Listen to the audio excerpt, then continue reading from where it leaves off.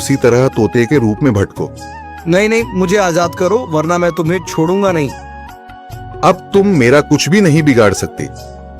अब तुम जाओ यहां से और अब से ऐसे ही घूमो।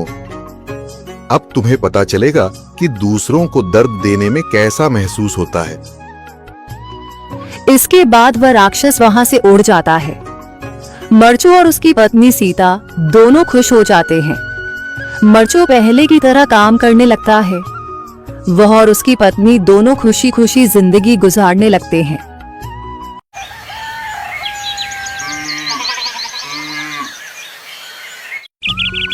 मरचू जंगल से लकड़ियां काटकर बाजार में बेचने गया, लेकिन उसे लकड़ियों के अच्छे दाम नहीं मिले। इस पर मरचू ने कहा, अरे भैया, इतने कम पैसे? इन पैसों में तो 2 वक्त का खाना भी नहीं मिलेगा। आप मुझे बहुत ही कम पैसे देते हैं। मैं इतनी मेहनत से लकड़ियां काट कर आता हूँ, लेकिन उनके पैसे मुझे बहुत कम मिलते हैं। भैया, तुम्हारी लकड़ियां होती ही इतनी कमजोर हैं कि मैं इससे ज्यादा पैसे नहीं दे सकता। तुम्हारी लकड़ियों के बस इतने ही पैसे बनते हैं। अरे भैया, कुछ ज्यादा कर दो ना। वो क्या है ना कि इन पैसों का तो कुछ भी नहीं आता। मैं अपनी जिंदगी कैसे गुजारूंगा?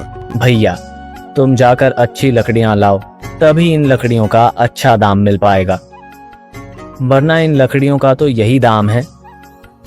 ये सुनकर मरचू बहुत ज्यादा परेशान हो गया और पैसे लेकर किराने की दुकान से सामान खरीदकर घर आ गया। घर पहुंचते ही मरचू की पत्नी सीता ने कहा, अरे जी, सामान ले आए आप? हाँ जी, सामान ले आया हूँ।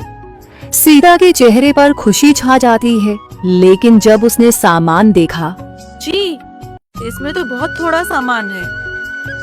हाँ सीता, मुझे पता है कि यह सामान बहुत थोड़ा है, लेकिन मैं क्या करूं?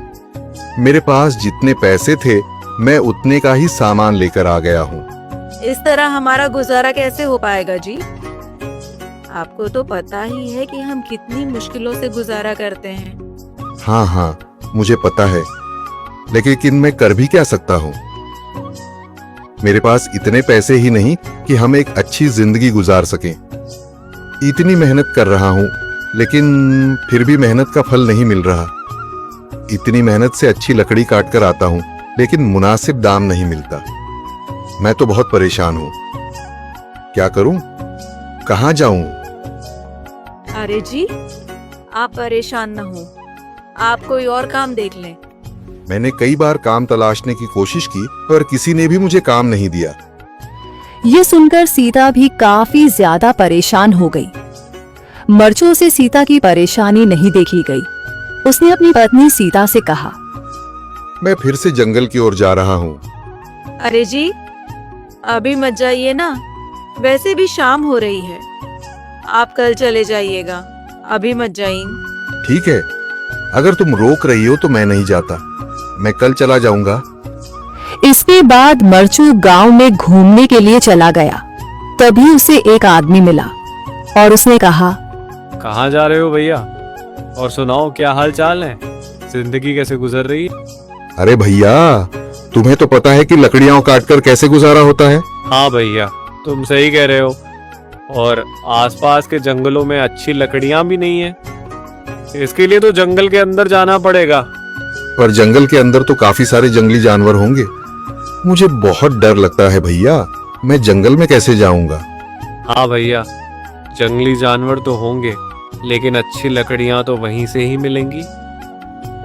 ये सुनकर मरचू बहुत ज्यादा परेशान हो गया, लेकिन वह आदमी बिल्कुल ठीक कह रहा था। जंगल के किनारे की सारी लकड़ियां कट चुकी थीं। अब सिर्फ जंगल के अंदर ही अच्छी लकड़ियां बची थीं। अगली सुबह मरचू